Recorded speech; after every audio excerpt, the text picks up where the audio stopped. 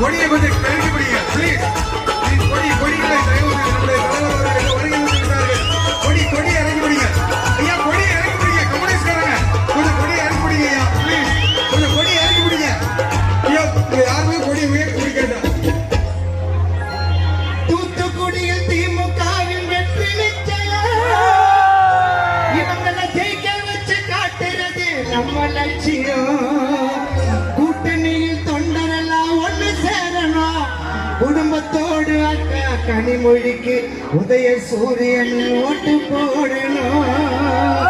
உதய சூரியன் அது நம்ம சின்னங்க. அமைச்சர் உதயநிதியின் ஒரு சின்ன உதய சூரியன்.